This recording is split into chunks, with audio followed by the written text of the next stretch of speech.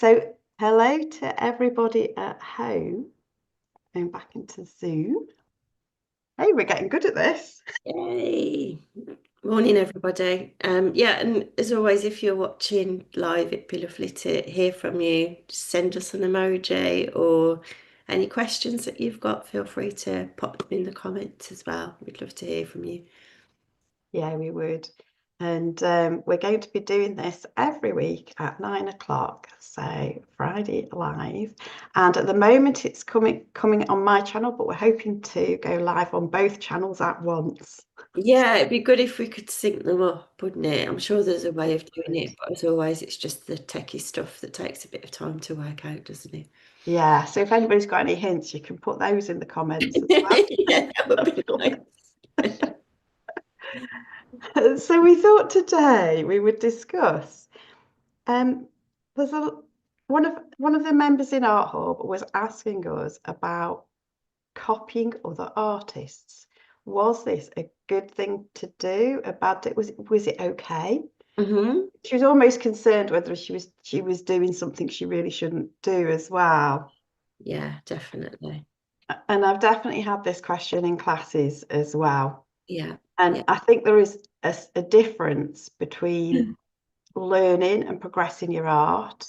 And the other side of things, which we didn't go into too much in detail, but is worth mentioning, is if you're copying somebody's art directly and then selling it on, that's not okay, Yeah, is it? That's sort of not okay. the obvious, yeah. Yes. Yeah.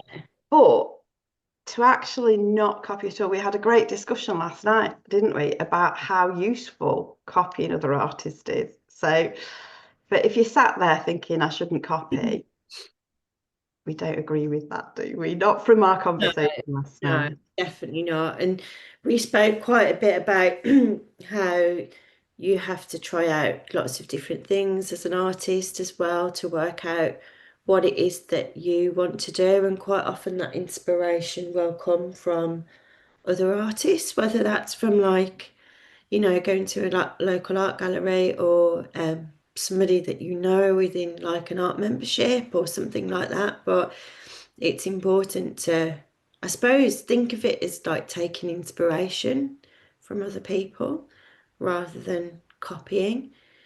Um, I think the only time you need to really ask yourself is your motivations behind it. So, um, if you're copying somebody and completely changing who you are and what your interests are in order to be more popular, that's something I think you need to be wary of. And that's something we spoke about last night as well, wasn't it, Debs? This kind It of was. to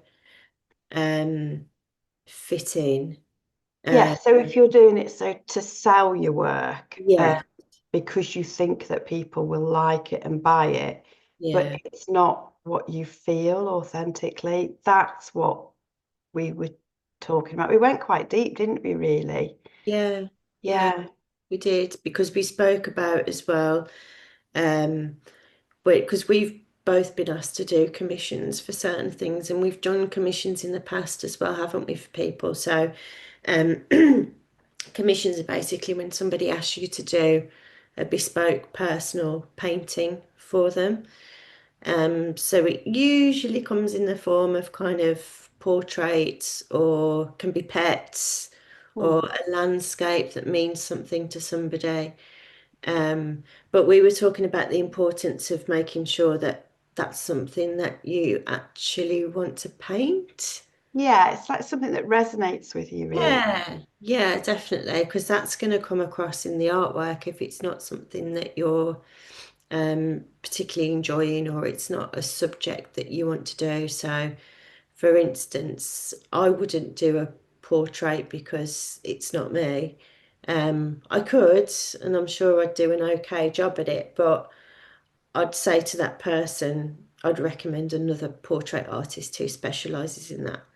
Mm. Um, but the general public don't always get that, do they? They think, oh, you can paint, so like you can paint anything. Yeah, it's quite strange. And I think the other thing that people do when you first start, you tend to not know yourself what you want to do. And so when somebody says to you, can you do a portrait for me? Can you do a pet portrait or whatever? Then initially you just sort of accept absolutely everything. I Yeah. know that because Lydia, who's a friend of mine, does actually do pet portraits and enjoys them. She likes putting the emotion of the dogs into them, and if she knows them, she particularly likes it because she knows the dog. Yeah. So she does that for friends, but she does it for other people as well. But it's she did do a couple of tractors. She did the most fun because we live in a rural area. Yeah. And people are very fond of their tractors as well as their pets. So Yeah. she did a couple of tractors. And although she really, really did a very Mhm. excellent job, and they were very pleased. I don't think it's something she particularly enjoyed. So I don't know whether she'd do it again. I don't know. But that's the sort of thing where, as you move forward, you start to go, actually, that's not really what I want to do. And what it does is it pulls you away, doesn't it, from what you Mhm. do want to do, because it's a little bit like being a jack of all trades. Yeah. If you are a pet portrait artist, then that's great because that's specifically what you're interested in. And those are the people that you want to get to do your pet portraits, aren't they? Really? Yeah. Yeah. But if you're an abstract landscape artist that's trying to explore nature and stuff like that, I used to do, people wanted to do things like animals in class because they wanted to learn how to do it. Mhm. So I would still give them an animal in class, but I started to incorporate things like landscapes behind the animal. So it's like, that sort of worked actually. That was really good. So I think sometimes doing something, you can do something for a different reason. So Mm. like you might do something because it's a challenge, Mhm. Yeah. but it's still got to be something for you, hasn't it? So it might Yeah. not be your style, but you might go, actually, I do quite fancy doing this because it's just something a bit different. Yeah. And I think it's important to go through that phase, particularly when you're at the early stages of just exploring your art and who you are, to get a feel for what you want to do. Mm. And we spoke quite a bit yesterday, didn't we, about the kind of, generally speaking, the early stages of when you're creating. I mean, even when I was at school and doing GCSE, it was more about kind of copying things and imitating things. And that is really helpful to find what you're interested in, what you like, the kind of the subjects of the artwork, what resonates with you. But it also helps build your skills as well, because if you're copying something directly, and I'm not talking about things to kind of sell, it's more of like Mm. learning, a learning phase. Um, it's much easier, isn't it? Because it's kind of easier to work out um, what's right and wrong in terms of that painting and whether you enjoy the materials. If you're copying something directly versus creating your own art, I think you've got to go through that copying phase first, haven't you? Think you do, and the other because you have to build up there's two sides to it, isn't it? You want to build up what is your authentic art, but how do you do that? And Yeah. you have to know how to use a paintbrush first, because otherwise it's like, and then you have to play with the materials and see whether you actually like oil paint or you like acrylic or you like watercolor. And so if you don't try these things, you can't know that by just looking. You might know that you like the Yeah. aesthetic of it. Yeah. You don't know how to start, do you? No, but also, so initially, Lynn said something really interesting last night because I remember this.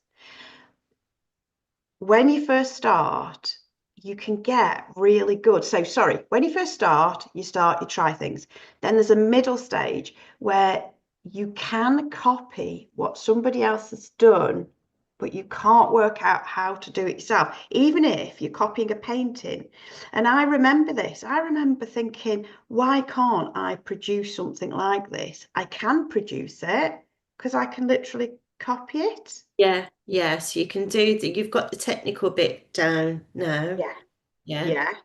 And then you're like, how do we get to the next stage? So that's like an intermediary bit, isn't it? Do you remember that? Yes. Yeah, Yeah, definitely. Yeah. yeah.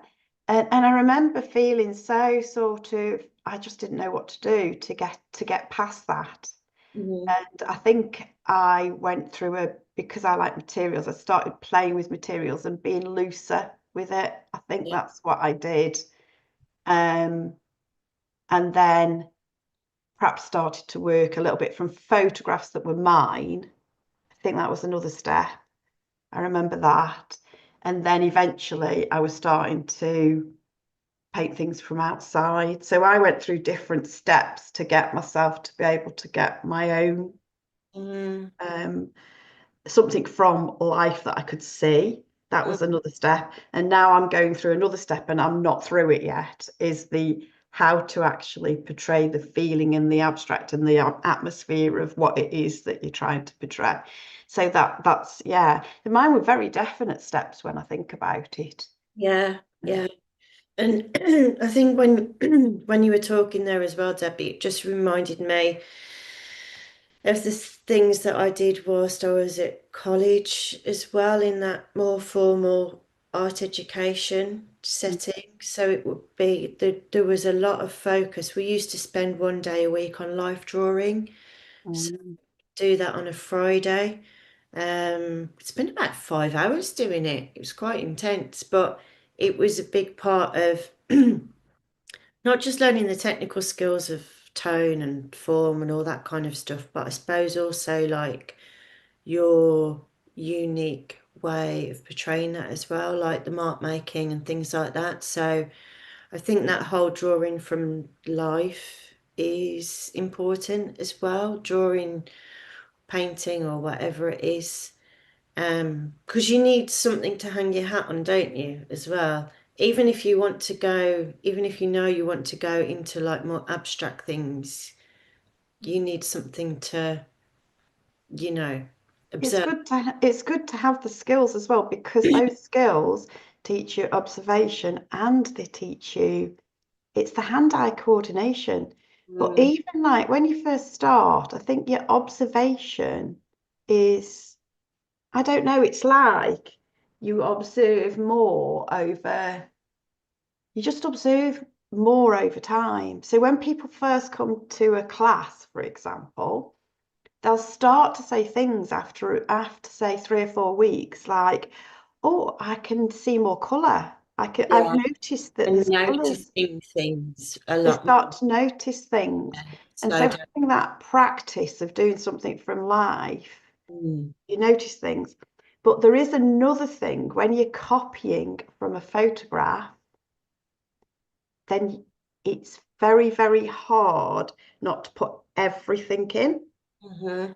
Whereas if you're copying from life, you put in what you connect to more. It's easier to narrow it down. It's overwhelming when you first do it because it's like, oh my goodness, I've got a whole body, or oh my goodness, I've got a whole landscape to do. But you can start to like go, once you can start going, oh yeah, I'm going to do this little bit or I'm going to do that. But if you just have a few little pointers to help you with that, then it becomes easier than And doing it that's from about, photographs. yeah, and that's about making choices as well, isn't it?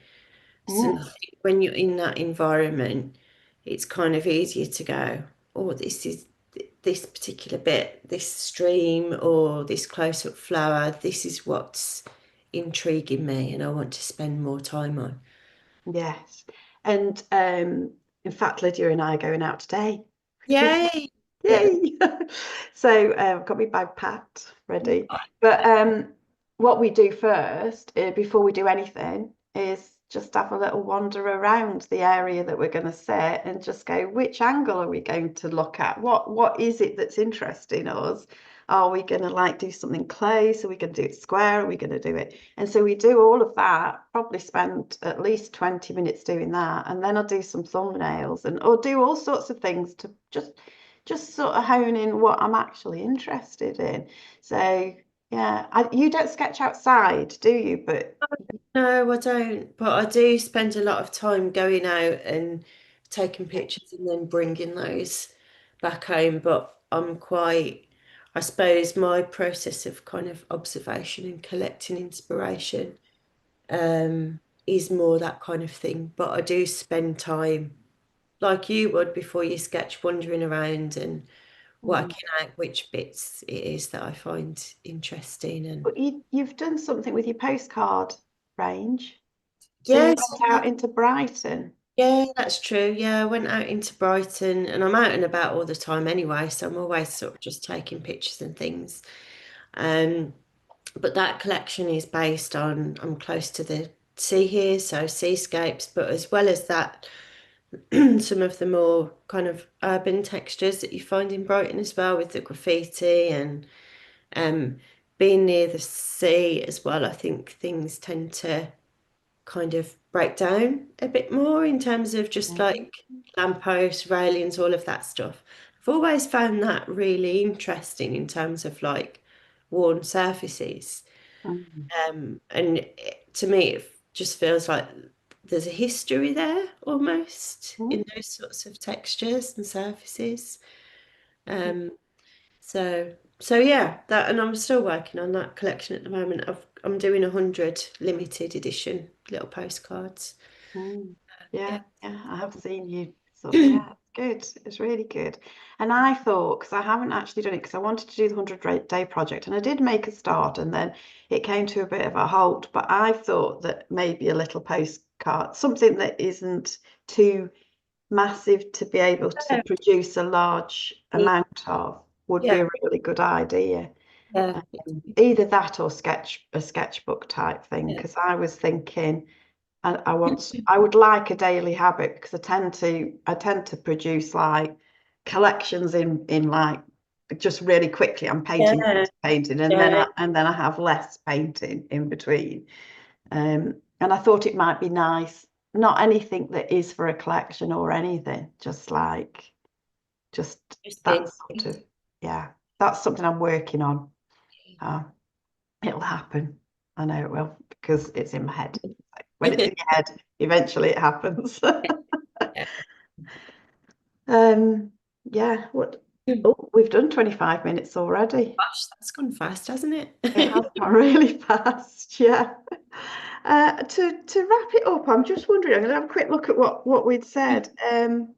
I just want to just cover one more thing because I think the inspiration of other artists is really important for later on when you actually have found your authentic voice and you are starting to work on your own art and collections type thing. It's very, very useful still to look at what other artists are doing, both historically and current artists, Mhm. because sometimes there's something that really attracts you that you want to actually incorporate into your own work. Yeah, yeah. And we spoke quite a lot yesterday, didn't we, about it might just be one element of that particular artist's artwork that you like or admire that you want to bring through into your own artwork. So it's important to ask yourself, what is it about that artist that I Mm, like? Just spend a bit of time reflecting on that because mm, it might not necessarily be what they're painting, it could be how they're using the paint, or it could be composition or the colour or so spending some time on that and asking yourself what it is rather than just going straight to I want to paint like them is helpful, isn't it, as well? it is because there's going to be things you don't like as well. Yeah. So, from a practical point of view, we keep like journals sometimes that where I think you do the same, where Yeah. we I might stick in somebody's work, and sometimes I'll stick in their artwork, and then I'll stick in a photograph of mine that has a similarity. And Mm, that's because I'm like going, okay, so I'm really interested in the where they've put that tree. But look, I'm doing that in my photographs as well. So sometimes you are attracted to something you may even already be doing, or you can't do. Like how I'm trying to work on I've always painted fairly bright, and I want to have desaturated against brights. And I really admire artists that are doing that really well. So I'm attracted to their work. That doesn't mean to say I'm going to paint their work the same. It's not, it's the thing that's in the work that's attractive. You can also, I think you hit on a point there as well, Debs. You can also learn a lot as well from looking at other artwork and how they convey a certain feeling, or in you, how did they do that? Because like there's the whole thing around the way that we read images and visual language. So think it's also really helpful in terms of when you want to do something specific to look at how they've done it. Yeah, yeah.